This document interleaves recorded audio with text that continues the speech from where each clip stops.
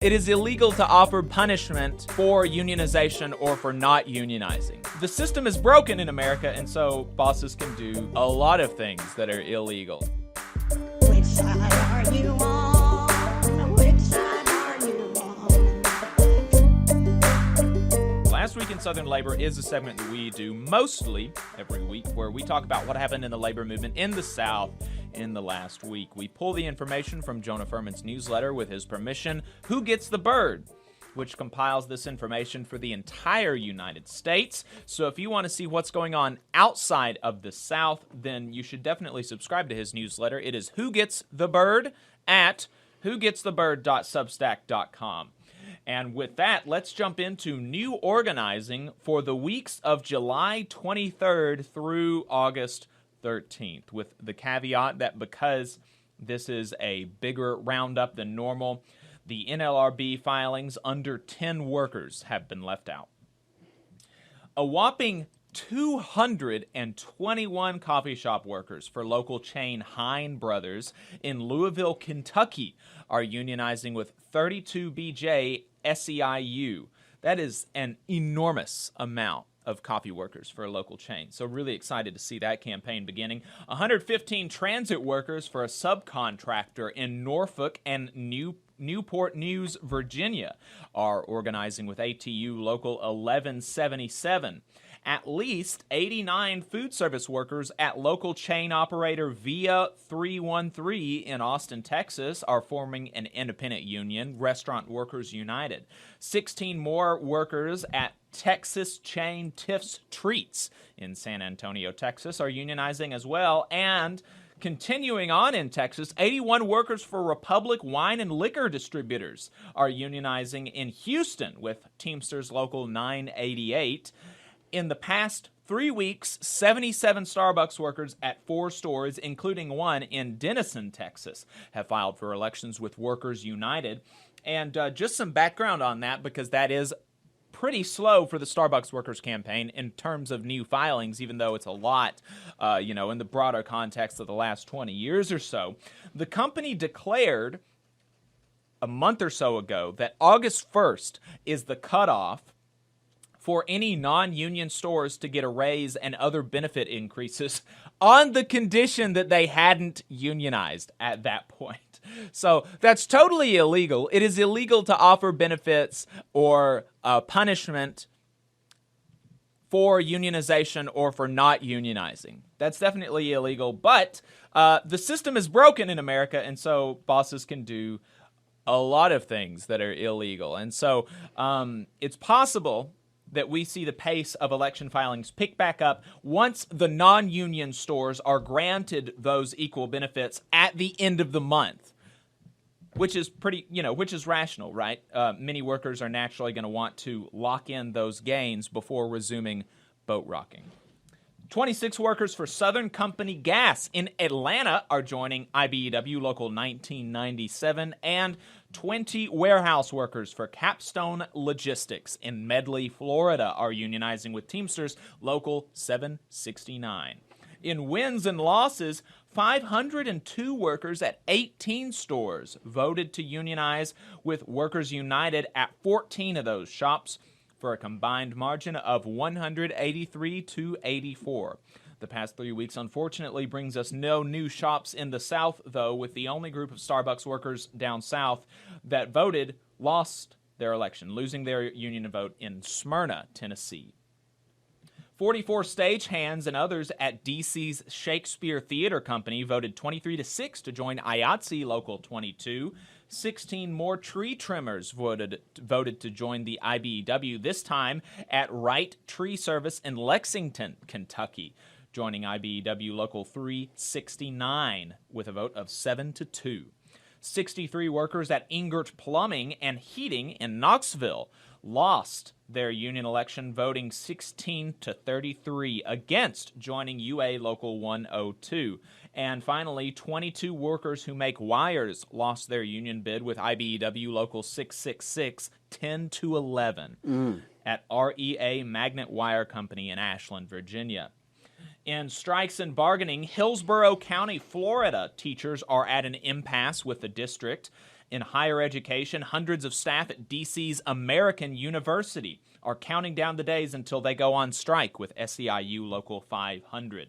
Starbucks workers struck at several places across the country, including in Jacksonville, Florida, Richmond, Virginia, and Anderson, South Carolina, where, get this, the company has charged the workers with kidnapping for doing a March on the Boss and is barring all of those workers who were involved in the March on the Boss from entering any Starbucks anywhere, even as a customer. Oof, that is so wild. It is wild, especially considering that there is video and audio of the incident where they are alleged of kidnapping their boss, where it is clear, absolutely incontrovertibly clear, that they did not kidnap their boss. It's wild. Totally wild. UPS Teamsters have launched their contract campaign in earnest, with less than a year until the contract expires, starting with a focus on atrociously hot working conditions. That issue coincides with rallies across the country as the clock starts ticking with a hard deadline of August 1st, 2023. New Teamsters President Sean O'Brien said, "We will not extend negotiations by a single day. We'll either have a signed agreement on that day or be hitting the pavement." He also met with the Pope last week. Oh, wow. Yeah. Outside of UPS, the Teamsters have a much quieter fight brewing at Costco, where 17,000 workers rejected a contract and are moving towards a national work stoppage, though that really just means East and West Coast Costco's, where the Teamsters have members, which is primarily, if not exclusively, through mergers and buyouts. Outside of D.C., the largest local of the Amalgamated Transit Union, ATU Local 689, held a 9-day strike against mega contractor Transdev, which operates the metro area's paratransit services. In Louisville, Kentucky, workers with ATU Local 1447 have been holding informational pickets and rallies over workplace safety and ongoing contract negotiations.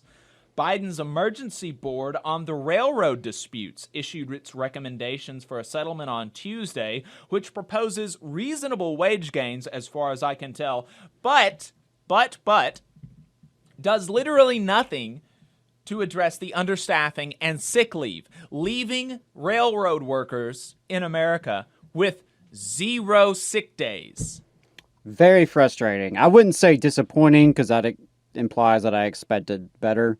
But very, very frustrating to see those recommendations come out because, this is one of those opportunities where Biden can live up to the hype, right? Yeah. He's been hyped as the most pro-union president in our lifetimes. Here is an opportunity for him to try to live up to that hype and intervene in a way that's actually going to settle this dispute on behalf of the railway workers. And it's really just, like I said, very frustrating to see that most of the issues that they have not been addressed in these recommendations. Insane.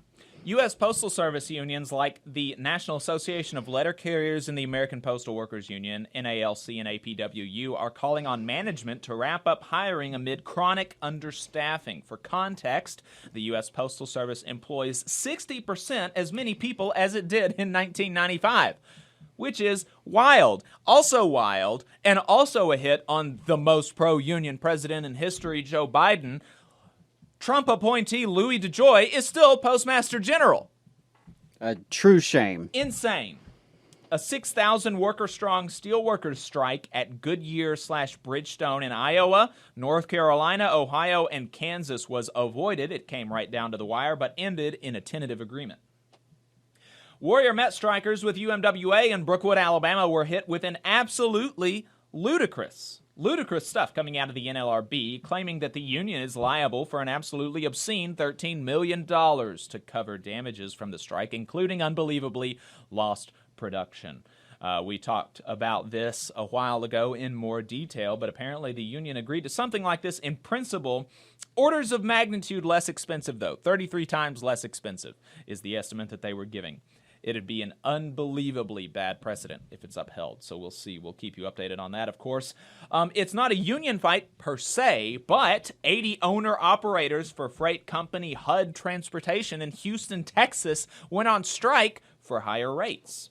Call center workers at federal contractor Maximus held another one-day strike with CWA across 4 centers in the South in Bogalusa, Louisiana, Hattiesburg, Mississippi, Chester, Virginia, and London, Kentucky. In D.C., Senate cafeteria workers put up another picket line with Unite Here Local 23, and apparently a priest is helping out.